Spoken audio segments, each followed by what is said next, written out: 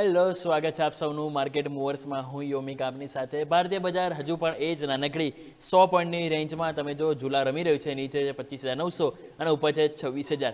આ એક લિમિટ બંધાઈ ગઈ છે છેલ્લા 2-3 દિવસથી માર્કેટ આ જ લેવલમાં જોવા મળી રહ્યું છે. પરંતુ આના સિવાય પણ ઘણું બધું છે. આજે તમે જો એક્શન મોડમાં છે. આજે આપણે માર્કેટની સહિત આઈપીઓમાં કયા કયા એક્શન છે, શું છે, દરેક પર આપણે નજર કરીશું. આવો સૌથી પહેલાં નજર કરીશું હેડલાઇન્સ પર. ગેપ અપ ઓપનિંગ બાદ ભારતીય બજાર નાનકડી રેન્જમાં નિફ્ટી નાનકડી રેન્જ સાથે 25,985 નજીક કારોબાર. તો સેન્સેક્સમાં પણ 84,200ની નજીક મામૂલી 50 અંકની કમજોરી સાથે કારોબાર. બેંક નિફ્ટીમાં ઘટાડા સાથે ઓપનિંગ બાદ ન્યૂનતમ સ્તરથી મામૂલી મજબૂતી આવતા 60,700 ને પાર. 70 અંકની મજબૂતીમાં કારોબાર. બેંક નિફ્ટીમાં 14 સ્ટોકમાંથી 5 સ્ટોક પોઝિટિવ, 9 સ્ટોકમાં ઘટાડા સાથે કારોબાર. યુનિયન બેંક, કેનેરા બેંક અને આઈડીએફસી બેંકમાં વેચવાલી સાથે કામકાજ જોવા મળ્યું. ઓટો શેરમાં સતત ત્રીજા દિવસે ટોપ ગિયરમાં ગાડી. આઈસર મોટર્સ લાઈફ હાઈ સાથે નિફ્ટીના ટોપ ગિનેસમાં સામેલ. અશોક લેલેન્ડ પણ રેકોર્ડ હાઈ પર. Tata motors, passenger vehicle, Maruti અને મહિન્દ્રામાં 1 થી 4% મજબૂતી. ફાર્મા અને હેલ્થકેર શેરોમાં તબિયતમાં સુધારો. અપોલો હોસ્પિટલ અને મેક્સ હેલ્થકેર નિફ્ટીના ટોપ ગેનર્સમાં સામેલ. ઓરોમિંદો ફાર્મા, ફોર્ટિસ હેલ્થકેરમાં 2%થી વધુની મજબૂતી. સારા પરિણામ બાદ બ્રિટાનિયાના શેરમાં 3.5%નો ઉછાળો. Torrent Power, oil India, GNFC, Gujarat પીપાવાવમાં પ્રોફિટ બુકિંગ જોવા મળ્યું. આઈટી શેરોમાં વેચવાલી વધી. નિફ્ટીના ટોપ લૂઝર્સમાં એસએલટેક, ટીસીએસ સામેલ. તો એમ્ફેસિસ, પરસિસ્ટન્ટમાં 2 થી 3%ની નબળાઈ.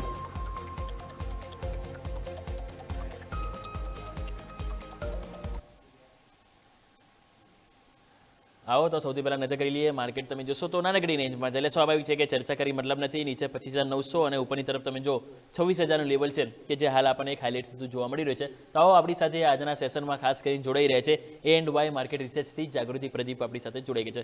જાગૃતિ મેમ, ગુડ આફ્ટરનૂન. સ્વાભાવિક છે કે સૌથી પહેલાં એક વખત ક્વિકલી વાત કરી લઈએ માર્કેટની. સ્વાભાવિક છે કે એક જ લેવલ છે કે જે હાઇલાઇટ થઈ રહ્યા છે 2-3 દિવસથી. સ્ટીલ આગળ શું વ્યૂ લઈને ચાલી રહ્યા છો મેમ તમે અહીંયાથી? નિફ્ટી અને બેંક નિફ્ટી બંને સાઇડવેઝ ટુ પોઝિટિવ વ્યૂ સાથે આપણે લઈ શકીએ. બાય ઓન ડિપનું એક સ્ટ્રક્ચર બને છે અને ઇન્ટ્રાડે સપોર્ટ અને રેઝિસ્ટન્સની વાત કરીએ તો સપોર્ટ 25,900 અને અપસાઇડ 26,055 ક્રોસ કરે તો પછી 26,173 સુધીના લેવલ જોવા મળી શકે નિફ્ટીમાં. અને બેંક નિફ્ટીની વાત કરીએ તો 60,388નું એક સપોર્ટ છે અને અપસાઇડ 60,878. એની ઉપર ક્રોસ કરશે તો 60,930 સુધીના લેવલ જોવા મળી શકે. તો ઓવરઓલ વ્યૂ બુલિશ છે. એટલે રેન્જ બાઉન્ડ હમણાં રહી શકે. થોડા દિવસ કન્સોલિડેશનનો ફેઝ ચાલી રહ્યો છે અને એના પછી આ કી લેવલ્સની ઉપર તમને નવું બાઇંગ જોવા મળી શકે. ઓકે, તો આ મહત્વનું જે લેવલ છે કે જેની ઉપર આપણે સૌ કોઈનું ધ્યાન જરૂરથી રાખીશું. માર્કેટ ઉપર ફરીથી આપણે વાત કરીએ, પરંતુ એની પહેલાં આવો ક્વિકલી હવે આઈપીઓની વાત કરી લઈએ. આઈપીઓમાં તમને ખ્યાલ છે કે આજે 2 આઈપીઓ જે છે કે જે મહત્વના છે અને આજે ક્લોઝિંગ થવા જઈ રહ્યા છે. તો બંને આઈપીઓ પર ક્વિકલી રિવ્યૂ લઈ લઈએ. તો આપણે તો સૌથી પહેલાં જો ફ્રેક્ટર એનાલિટિક્સ કેટલો આઈપીઓ ભરાયો એ ડિટેલ્સ પહેલાં તો સૌથી પહેલાં લઈને આવો. ટોટલ તમે જોશો તો 1.54 ટાઈમ્સ આપણને ફ્રેક્ટલ એનાલિટિક્સમાં સબસ્ક્રિપ્શન જોવા મળ્યું છે. રિટેલ સબસ્ક્રિપ્શન તમે જોશો તો 0.83x એટલે કે પોણા ગણો આપણને આ રિટેલ જોવા મળ્યું છે. QIB છે કે જ્યાં તમે જોશો તો 2.40 ગણો ભરાયો છે, એટલે કે ઓવરઓલ 1.5 ગણો ભરાયો છે. રિસ્પોન્સ તમે જોશો થોડો ઠંડો જોવા મળે છે. પરંતુ આવો આપણે ફ્રેક્ટલ એનાલિટિક્સના જે મેનેજમેન્ટ સાથે આપણે ખાસ વાતચીત કરી હતી, એમનો શું વ્યૂ છે અહીંયાથી એની ઉપર આપણે ખાસ ચર્ચા કરીને એ બાદ આપણે એક્સપર્ટ જોડાયેલા છે એમની સાથે પણ વ્યૂ લઈશું કે આજે છેલ્લો દિવસ છે તો આઈપીઓ ભરાય કે નહીં. પરંતુ આ સૌથી પહેલાં મેનેજમેન્ટ સાથે વાત કરી એ આપણે ધ્યાન પર લઈએ. ફાઇનલી બજેટનું હેંગઓવર પતી ગયું અને સાથે સાથે જે ટ્રમ્પ ટેરિફની જે ક્યાંક ને ક્યાંક જે આશા હતી એ પણ પૂરી થઈ ગઈ. પરંતુ એક વસ્તુ છે કે જે દલાલ સ્ટ્રીટ ઉપર ક્યારે ફિનિશ નથી થવાનું અને એ છે એક પછી એક આઈપીઓની દલાલ સ્ટ્રીટ ઉપર એન્ટ્રી થવાની. તો આવો હવે નવા આઈપીઓ આવી ગયા છે. તો નવા આઈપીઓમાં ફ્રેક્ટલ એનાલિટિક્સ કરીને જે આઈપીઓ આવે છે તેના સીईओ અને सीएफओ આપણી સાથે જોડાઈ ગયા છે. सर आप दोनों का सबसे पहले तो स्वागत है. मेरा सर पहले क्वेश्चन सबसे आपको है कि कंपनी का जो एआई और डिसीजन इंटेलिजेंस कंपनी जो है आपकी, तो बाकी जो ट्रेडिशनल जो आईटी कंपनी है उससे आपका बिजनेस कैसे एग्जीक्यूट और डिफरेंट है सर? जो ये आईटी सर्विसेज कंपनीज हैं, ये मोस्टली टेक्नोलॉजी प्रॉब्लम्स और आईटी प्रॉब्लम सॉल्व करते हैं, या फिर क्लाउड में डेटा को माइग्रेट करना है, या फिर ऐसे कुछ आईटी के एप्लीकेशंस बनाना है.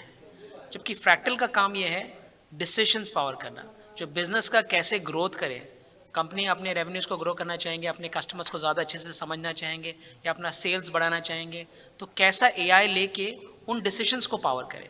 फिर उसी तरह से अपना प्रोडक्टिविटी इंप्रूव करना है या फिर अपने सप्लाई चेन में अनप्रोडक्टिव इन्वेंट्री को कम करना है, और मान लीजिए आप रियल टाइम इन्वेंट्री करना है, या फिर आपको करना है कि फोरकास्टिंग एक्यूरेटली करें ताकि आपका बॉटम लाइन बेनिफिट्स हो जाए। वो कैसे करें एआई से, हाउ डू यू प्रिडिक्ट, फिर वो करते हैं। फिर इसकी तरह से कंपनीज को न्यू प्रोडक्ट इंट्रोड्यूस करना है, तो अभी वो ट्रेडिशनली मार्केट रिसर्च करते थे, अभी मार्केट रिसर्च नहीं करके एआई के द्वारा कैसे नए प्रोडक्ट आइडियाज़ बनाएं और उनको मैन्युफैक्चर करें और लॉन्च करें। ये सारी चीज़ें जो हम करते हैं, ये बिजनेस प्रॉब्लम्स हैं, ये एआई से सॉल्व करते हैं, हम डिसीजंस पावर करते हैं। सो हमारा बिजनेस बहुत ही अलग है। हम सीआईओज के साथ नहीं काम करते हैं, हम बिजनेस सीईओज और बिजनेस हेड्स और सीएफओ और सीएचआरओ ऐसे डेजिग्नेशंस ऑर्गेनाइजेशन में उनके साथ काम करते हैं। तो ये मेन डिफरेंस है हमारे दोनों बीच में। ओके एंड सर, अभी पता है कि जनरेटिव एआई बूम्स के बाद कंपटीशन काफ़ी हाई हो चुकी, तो ये इस कंपटीशन के बीच में आपका एआई रियल डिफरेंशिएशन क्या है कि जो आपको बाकी आपके जो कॉम्पिटिशन है उससे आपको थोड़ा डिफरेंट रखते हैं? जो एआई जो है एक बहुत ही जनरल पर्पस टेक्नोलॉजी है, बहुत पावरफुल है और बहुत तेज़ी से आगे बढ़ रहा है। तो ये जो है हर चीज़ को कंप्रेस कर सकता है। इवन आईटी का काम को भी अगर 100 लोग चाहिए उनको 10 लोग में कर सकता है। सो ये एआई बहुत फास्ट मूव हो रहा है। इसमें डिफरेंशिएशन लाना हो तो आपको एंटरप्राइज एआई में जाना पड़ेगा। एंटरप्राइज एआई जो कि बहुत कॉम्प्लेक्स है, बहुत सारे डिसीजंस हैं, बहुत सारे स्टेक होल्डर्स हैं, बहुत सारा डेटा सेट्स हैं। इसमें आप एआई को कैसे ले आएँ और अपने सारे डिसीजंस को इम्प्रूव करें, ये फ्रैक्टल करता है, जो बहुत कम कंपनियां दुनिया में कर सकती हैं और दुनिया के सबसे बड़े कंपनीज के साथ हम काम करते हैं। Secondly, AI R and D. अब एआई इतनी तेज़ी से आगे बढ़ रहा है तो आपको एआई आर&डी भी करना होगा। तो फ्रैक्टल 6% ऑफ रेवेन्यू हम लोग आर&डी में स्पेंड करते हैं और उसको और बढ़ा रहे हैं हम लोग, जो कि most R and D intensive, one of the most R and D intensive companies in India will be Fractal. So ये जो चीज़ें हैं जिसकी वजह से हम दूसरे से आगे बढ़ रहे हैं। थर्ड पॉइंट ये मैं कहूँगा कि talent is a differentiator in a space like this. कैसे आप सब दुनिया के सबसे अच्छे टैलेंट को इंडिया में हायर करें और उनको मेक श्योर करें कि उनके साथ सबसे अच्छे प्रॉब्लम सॉल्व करें। ये अगेन फ्रैक्टल करता है। करीब 150-200 लोगों में से एक को सेलेक्ट करते हैं हम लोग, तो साल में 2 लाख 3 लाख लोग फ्रैक्टल के लिए अप्लाई करते हैं। सो ये सारी चीज़ें मिलाते हैं तो फ्रैक्टल के बहुत डिफरेंशिएशंस हैं, जिसकी वजह से हमको लगता है कि हम एआई के रेस जीत सकते हैं। ओके सर, मेरे नेक्स्ट 2 क्वेश्चन आपसे कि अगर कल जाके मान लो कि ग्लोबल में थोड़ा स्लो डाउन आ गया, राइट, तो आपकी जो फ्रैक्टल की जो रेवेन्यू कितनी रेसिलियंट है, कौन से वर्टिकल से, कौन से क्लाइंट सेगमेंट है कि जो आपको एक स्ट्रॉन्ग बनाती है?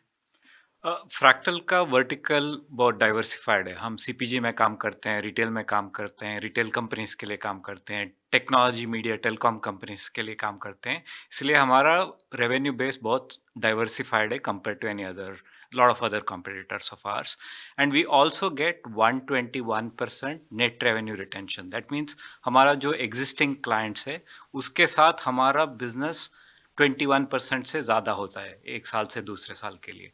So इसीलिए हमारा resilience बहुत ज़्यादा है। Okay and one last question कि आपका जो आईपीओ जो आ रहा है थोड़ा लिटिल बिट प्रीमियम पे लग रहा है, तो इन्वेस्टर को भरोसा दिलाने के लिए ऐसा कौन सा की मैट्रिक्स है कि जो आप उनको हाईलाइट करना चाहोगे कि you are the best?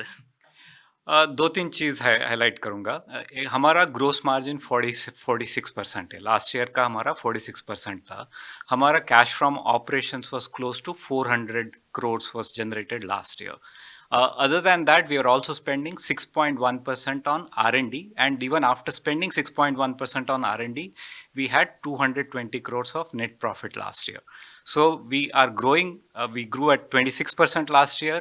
We had 46% gross margin, and we generated cash from operations of 400 crores. So all the three metrics, growth, profitability, and cash, we are very healthy company. So there are very few companies which are growing 20% plus with such high gross margin and cash generating. मैं एक चीज़ और कहना चाहूँगा। Yes your. देखिए, AI एक बहुत transformational technology है और इसमें अभी आपको लॉन्ग टर्म देखना है। एआई बहुत कुछ ट्रांसफॉर्म कर रही है। तो ये है कि आज शॉर्ट टर्म की प्रॉफिटेबिलिटी मत देखिए, आप देखिए कि लॉन्ग टर्म में कहाँ जा रहा है और कौन सी ऐसी इंडिया में इनोवेटिव एआई कंपनीज हैं जिनसे आपको फायदा हो सकता है as a stockholder. Okay exactly, wish you all the best for the IPO sir. Thank you. તો આપણે જેમ વાત કરી રહ્યા હતા કે ફ્રેક્ટર એનાલિટિક્સ કે જેમના મેનેજમેન્ટ સાથે આપણે ઓવરઓલ સમજવાનો પ્રયત્ન કર્યો હતો કે એમનો શું વ્યૂ લઈને ચાલી રહ્યા છે, શું ફ્યુચર ફોરકાસ્ટિંગ છે, હાલ તેઓ કઈ રીતે પોતાની જે સફર છે એ અહીંથી આગળ લાવીએ. પરંતુ આવો આપણે મેનેજમેન્ટ સાથે તો વાત કરી, પરંતુ હવે સાથે આપણે એ પણ જાણી લઈએ કે એક્સપર્ટ સાથે જોડાયેલા છે તો એમનો શું વ્યૂ છે. જાગૃતિ મેમ જણાવો કે હવે આપણને શું વ્યૂ લઈને ચાલીશું. અહીંયા કોઈ ખાસ કરીને વ્યૂ બની રહ્યો છે લિસ્ટિંગ પર્પઝથી કોઈને અપ્લાય કરવું યા આપણે લોંગ ટર્મ પર્પઝથી ફ્રેક્ટર એનાલિટિક્સ મેમ? ફ્રેક્ટલ એનાલિટિક્સનું જે આઈપીઓ છે એ એઆઈ અને એઆઈ એડવાન્સ એનાલિટિક્સ સ્પેસમાં એક ગ્લોબલ લેવલ પર કંપની કામ કરી રહી છે અને હેલ્થ કેર, રિટેલ જેવા સેક્ટર્સમાં પણ એક સ્ટ્રોંગ ક્લાયન્ટ બેઝ છે કંપનીનો. હવે ક્લાયન્ટનું એસેટ મોડલ જોવો તો લાઇટ છે એકદમ. Asset model asset light model છે અને માર્જિન પ્રોફાઇલ સાથે ગ્રોથની વિઝિબિલિટી સાથે કંપની કામ કરી રહી છે.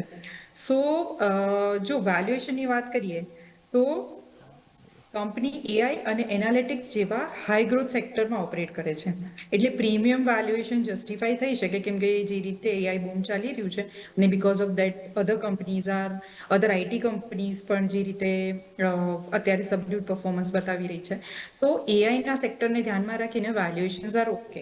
પણ હા, પ્રાઇઝિંગ એગ્રેસિવ સાઇડ રાખી છે.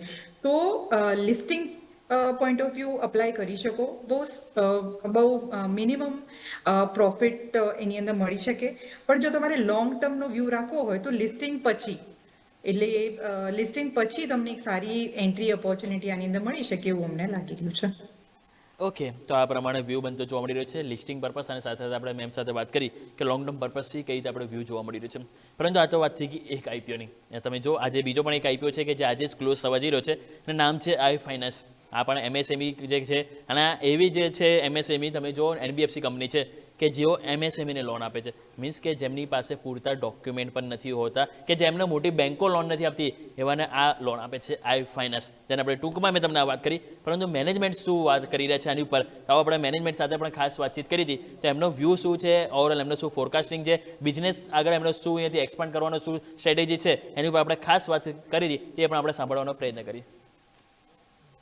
એક પછી એક માર્કેટમાં હવે આઈપીઓની એન્ટ્રી ફરીથી શરૂઆત થઈ ગઈ છે. બજેટનું હેંગઓવર તો પતી ગયું, દરેક વસ્તુ પતી ગઈ છે, પરંતુ હવે આઈપીઓની શરૂઆત થઈ છે અને એવામાં જ એક નવો આઈપીઓ આવી ગયો છે આઈ ફાઇનાન્સિંગ. તો આપણે આજે આપણી સાથે જે મેઇન ફાઉન્ડર આપણી સાથે જોડાઈ ગયા છે, તો એમની સાથે આપણે જાણીશું કંપનીની શું હિસ્ટ્રી રહી છે અને સાથે સાથે શું કંપનીનું ફોરકાસ્ટ છે જેને આપણે समझવાનો प्रयत्न કરીશું. सर, सबसे पहले तो आपका स्वागत है. मेरा पहला क्वेश्चन सर यही है कि आई फाइनेंसिंग जो अभी एक टेक्नोलॉजी फर्स्ट लीडर माना जाता है, तो सर एआई और एनालिटिक्स जो कंपनी के स्पेसिफिक जो लोन अप्रूवल और साथ में रिस्क मॉनिटरिंग में कितना रियल वैल्यू एड फैक्टरिंग करता है, कोई प्रैक्टिकल एग्जांपल के साथ सर समझाइए प्लीज. बिल्कुल। देखिए, किसी भी जो लेंडिंग बिजनेस में, और क्योंकि हमारा लेंडिंग का टिकट साइज बहुत छोटा है, 1 लाख 2 लाख रुपए के जो है बिजनेस लोन देते हैं हम, तो इसमें टेक्नोलॉजी का यूज़ बहुत अधिक इम्पॉर्टेंट है, बहुत महत्वपूर्ण है। और इसके कई जो है एग्जांपल मैं दे सकता हूँ। एक आपको एग्जांपल मैं बताऊँ कि कलेक्शन में ये कैसे पता किया जाए कि किस कस्टमर को हमें कांटेक्ट करना चाहिए और किसको नहीं करना चाहिए, कौन सा कस्टमर अपने आप पे कर देगा, कौन सा नहीं करेगा। हमारे अपने जो है डेटा साइंस टीम ने एक मॉडल तैयार किया है जो हम कई सालों से यूज़ कर रहे हैं, जो ये दर्शा देता है कि ये पहला 10% कस्टमर जो है जो बिल्कुल पे करेगा, दूसरा जिसमें प्रोबेबिलिटी कम है, उससे और कम है, उससे और कम है, जो सबसे ज़्यादा प्रोबेबिलिटी वाला कस्टमर है उसको तो हम कुछ नहीं करते, जो उससे नेक्स्ट प्रोबेबिलिटी है उसको हम एक एसएमएस भेज देंगे, उससे जो कम उससे ज़्यादा प्रोबेबिलिटी जिसकी है बाउंस करने की, उसको हम एक वॉइस बॉट कॉल कर सकते हैं, उसके आगे हम कॉल सेंटर से 1-to-1 कॉल कर सकते हैं और फील्ड पे भी हम भेज सकते हैं। इससे फ़ायदा ये होता है कि जो है जहाँ पे ज़रूरत है वहीं पे हम जो है एफर्ट लगाते हैं, और इससे कलेक्शन एफिशिएंसी है वो काफ़ी बढ़ जाता है। तो इस तरह के जो कई सारे मॉडल्स हैं जो साइंस की या डेटा साइंस की वजह से जो है पॉसिबल हैं। अंडर राइटिंग में भी इस तरह के जो मॉडल्स हैं जो स्कोर करते हैं कि कौन सा कस्टमर अच्छा कस्टमर है। रिपीट लोन्स में भी जो है स्कोरिंग है, जो बिहेवियर स्कोरिंग हम कहते हैं। तो हर एरिया में, ओरिजिनेशन में, रिपीट लोन्स में, सर्विसिंग में और कलेक्शन में, सब जगह जो है कई सारे मॉडल हैं जिनका हम उपयोग करते हैं और उसके बेनिफिट्स हमें साफ दिखते हैं। जी, बिल्कुल। सर मेरा नेक्स्ट क्वेश्चन ये है कि जब भी इकोनॉमिक स्लो डाउन आता है या फिर मान लो कि इंटरेस्ट रेट हाई वोलेटाइल जब वो फेस जब आता है, तो उसी टाइम पे कंपनी अपना कॉस्ट एफिशिएंसी और एसेट प्रोटेक्शन के लिए क्या स्ट्रेटेजी वो फॉलो करती है? हाँ, देखिए ये एक अच्छा सवाल है कि जब आपको डेलिंक्वेंसी मैनेज करना है, जैसे कि जब कोविड का टाइम आया था या जैसे अभी रिसेंटली ओवर लेंडिंग जब हुई है, तो जो कई लोगों ने देखा है कि मार्केट में थोड़े से क्रेडिट कॉस्ट बढ़ी है।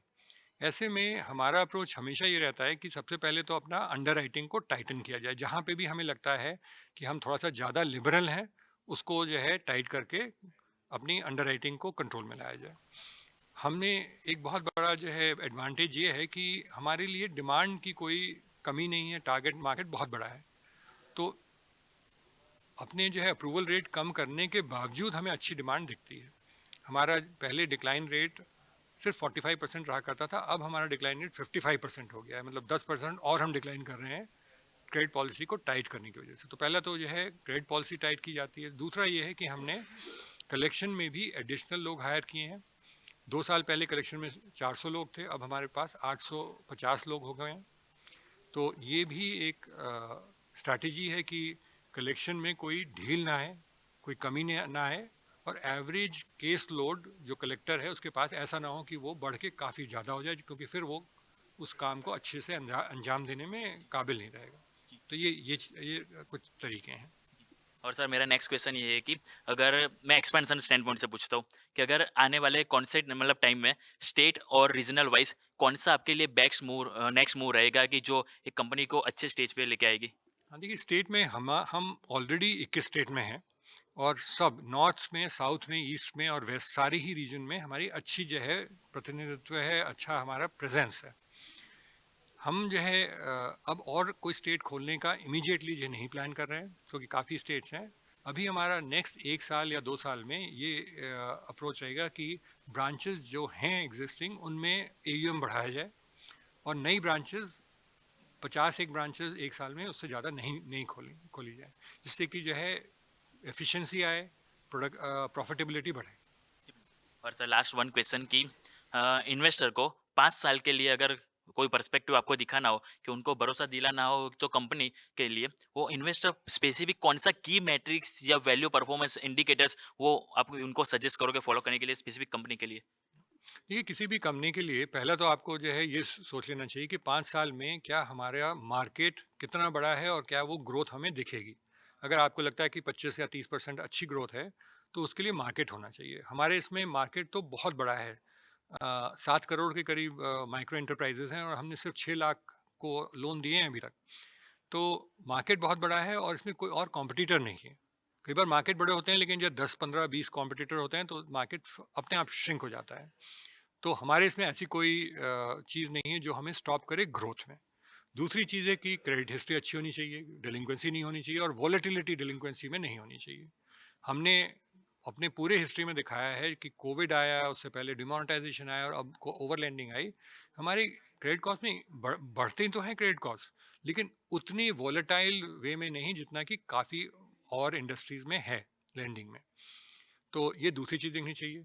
और तीसरी चीज़ मैं कहूँगा कि आप देखिए कि मैनेजमेंट क्या है। मैनेजमेंट अच्छा प्रोफेशनल मैनेजमेंट होना चाहिए, एक स्टेबल मैनेजमेंट होना चाहिए, जिसमें हमारी टीम जो है कई कई लोग जो है बैंकिंग से आए हैं, कई लोग भाई कई सालों से हमारे साथ जुड़े हुए हैं, और ग्रेट प्लेस टू वर्क जैसे मैंने बताया कि हम एक टॉप 10 रैंक में गिने जाते हैं।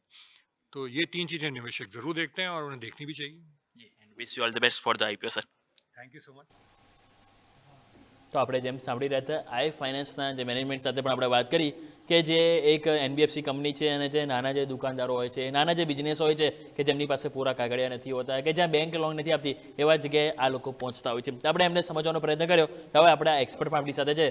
તો મેમ તમારી પાસે આવીશું ફરીથી. જણાવો કે હવે ફ્રેક્ટલની તો વાત કરી, આઈ ફાઇનાન્સ ઉપર શું વ્યૂ છે? આજે છેલ્લો દિવસ અહીંયા પણ અહીંયા કોઈ લાગી રહ્યો છે લિસ્ટિંગ ગેઇન મળે એવી કોઈ હોપ અહીંયા, અને સાથે સાથે લોંગ ટર્મ પર્પઝથી સ્ટોક તમને કેવો લાગી રહ્યો છે? મેં જો તો માઇક્રો બિઝનેસ લેન્ડિંગ સેગમેન્ટમાં ફોકસ કરી રહી છે કંપની, અને સેમી અર્બન માર્કેટની અંદર એ લોકોનું પકડ છે. હવે એનબીએફસી પિયર્સમાં વેલ્યુએશન તો કંપનીની રીઝનેબલ છે, પણ કમ્પ્લીટલી એનો ગ્રોથ કઈ રીતે, એમએસએમઈ સેક્ટરનું લેન્ડિંગનો ગ્રોથ કઈ રીતે રહે છે એની પર ડિપેન્ડન્સી રહેશે. Asset quality performance valuation okay છે, પણ સૌથી મોટું રિસ્ક જે છે એ છે કે એમએસએમઈ સેક્ટરમાં જે અનસિક્યોર્ડ લેન્ડિંગ હોય છે એના લીધે ક્રેડિટ રિસ્ક અને એનપીએ સાયકલનો રિસ્ક તમને જોવા મળી શકે. અને ઓવરઓલ તમે જુઓ તો આઈ થિંક એમના પ્રોમોટરે એવું કીધું કે કોમ્પિટિટર્સ નથી, પણ એઝ ફાર એઝ આપણે જોઈએ તો ઉગ્રો કેપિટલ, પછી તમે જોયું હોય તો સ્પંદના સ્ફૂર્તિ, ક્રેડિટ ગ્રામીણ, આ બધી કંપની સેમ સેક્ટરમાં છે. સો કોમ્પિટિશન તો છે જ, along with the valuation risk અને એનપીએ સાયકલનું રિસ્ક. સો અત્યારે એકદમ મોડરેટ લિસ્ટિંગ ગેઇનમાં અપ્લાય કરી શકાય, પણ લોંગ ટર્મ ઇન્વેસ્ટરે તો વેઇટ એન્ડ વોચનો જ અપ્રોચ રાખવો જોઈએ. ઓકે, તો જેમ મેં કીધું એ પ્રમાણે ખાસ કરીને લોંગ ટર્મ માટે વ્યૂ જરૂરથી વિચારીશું, પરંતુ એઝ ઓફ નાઉ થોડુંક અહીંયાથી જરૂરથી સાવચેતી રાખીશું લિસ્ટિંગ પર્પઝથી. તો આ વાત થઈ ગઈ આપણે બંને આઈપીઓની. હવે આવો ક્વિકલી બજાર માર્કેટ આપણે તમે જુઓ તો થોડીક અપ એન્ડ ડાઉનમાં થોડી મુવમેન્ટ આવી રહી છે. તેવામાં એક સ્ટોક હાઇલાઇટ થઈ રહ્યો છે અને એ છે state bank of India, SBI. તમે જો ફરીથી આજે એક સરસ પહેલ બતાવી છે મેમ. પરિણામ બાદ તો સરસ એક્શનમાં હતો. ગઈકાલે થોડુંક મામૂલી પ્રોફિટ બુકિંગ આવ્યું, પરંતુ એ પ્રોફિટ બુકિંગની સરખામણીમાં જે 3 ગણી એક્શન તેજી તરફ જોવા મળે છે. આજે ફરી 1180ના આપણને નવા રેકોર્ડ હાઈ સ્ટોકમાં જોવા મળી રહ્યા છે. લાગે છે આ જર્ની 1200-1300 તરફ હવે આપણને જોવા મળે મેમ? ડેફિનેટલી આ 1200 અને 1250 સુધી જઈ શકે. પછી શું છે, સ્ટોકમાં કોન્સ્ટન્ટ અપસાઇડ જોવા મળી છે અને સાથે સાથે બેંક નિફ્ટી નથી પરફોર્મ કરી રહી, તો પછી ત્યાં એક હોલ્ડ રાખવો જોઈએ. અત્યારે કરંટ લેવલે બહુ શોર્ટ પ્રોફિટ માટે તમે આની અંદર એન્ટ્રી કરી શકો. બાકી તમને જો ડિપમાં 1000ની આસપાસ ફરી એક વખત એન્ટ્રી મળે તો આની અંદર ડેફિનેટલી લોંગ ટર્મ બાઇંગ માટે વિચારવું જોઈએ. ઓકે, તો આ પ્રમાણે વ્યૂ મને જોવા મળે છે. એસબીઆઈ જેની પર ફોકસ કરજો. અને મેમ એક લાસ્ટ ક્વેશ્ચન હજુ પૂછવા માંગીશ. આઈસર મોટર્સ આજે ક્યાંક ને ક્યાંક એવું લાગે છે કે સ્ટોકમાં પણ રોયલ એનફિલ્ડ દોડ્યું છે મેમ. 6.5% તેજી છે. શું વ્યૂ ધરાવી રહ્યો છે? આજે પરિણામ પણ સરસ છે અને આજે કોન્ફિડન્સ પણ સ્ટોકમાં સરસ જોવા મળી રહ્યો છે મેમ. ભાઈ આઈશર મોટર્સમાં આજે બહુ ફેન્ટાસ્ટિક પરફોર્મન્સ બતાવ્યું છે રિઝલ્ટ્સ પછી સ્ટોકે, અને ઓવરઓલ વ્યૂ પણ આની અંદર પોઝિટિવ લાગે છે. એક સારા એવા કન્સોલિડેશન પછી સ્ટોકે અપસાઇડ મુવમેન્ટ ચાલુ કરી છે. તો આ અપસાઇડ મુવમેન્ટ 8000-8500 સુધી કન્ટિન્યુ રહી શકે એવું અમને લાગી રહ્યું છે. ઓકે, તો આ પ્રમાણે અહીંથી વ્યૂ બંધ જોવા મળે છે આઈસર મોટર્સ, જેની પર આપણે ફોકસ જરૂરથી કરીશું. જાગૃતિ મેમ, આ સાથે સમય થયો છે આપની સાથે રજા લેવાનો. આપની તરફથી ડિસ્ક્લેમર. આજે આઈપીઓનું ડિસ્કશન કર્યું અને ઘણા 2-3 સ્ટોક માટે પણ વાત કરી અને ઇન્ડાઇસીસ માટે પણ વાત કરી. આમાં અમારી જોડે કોઈ પર્સનલ પોઝિશન્સ છે નહીં, પણ ક્લાયન્ટની આમાં પોઝિશન્સ હોઈ શકે. કોઈ પણ ફાઇનાન્શિયલ ડિસિઝન લેતા પહેલા પોતાના ફાઇનાન્શિયલ કન્સલ્ટન્ટની સલાહ જરૂરથી લેવી. શોમાં આમંત્રણ આપવા માટે ખૂબ ખૂબ આભાર. જાગૃતિ મેમ, આપનો પણ ખૂબ ખૂબ આભાર મારી સાથે જોડાવા બદલ. Thank you so much ma'am. તો આવો નજર કરી લઈએ ક્વિકલી. હવે જ્યારે માર્કેટ તમે જુઓ તો ઉપલા સ્તરે ફરીથી ગયું 970-980 ગયું અને ત્યાંથી ફરી 950ની નીચે. એટલે આજે એ જ માનીને ચાલવાનું છે કે 26,000 ક્યાંક ને ક્યાંક પ્રોબ્લેમ કરી શકે છે. સો લેટ્સ સી, હજુ પણ થોડો ટાઈમ છે. તમે જોડાઈ રહેજો. બ્રેક લઈએ. બ્રેક બાદ ક્લોઝિંગ કેપિટલમાં મારા સહયોગી યસ પણ આપણી સાથે જોડાશે, જે આપણે વાત કરીશું કે આ માર્કેટ 26,000 ઉપર જશે કે નહીં. ત્યાં આપણને થોડોક આઈડિયા આવશે. ત્યાં પણ આપણે સેબી રજિસ્ટર્ડ એક્સપર્ટ જોડાશે. એમની સાથે સમજીશું કે હવે આવતીકાલે સેન્સેક્સની એક્સપાયરી છે, તો સેન્સેક્સની એક્સપાયરી સુપર હિટ રહેશે કે નહીં. ઘણું બધા પ્રશ્નો છે જેનું આપણે નિવારણ લઈશું બસ ઓનલી ન્યૂઝ કેપિટલ માર્કેટ સાથે.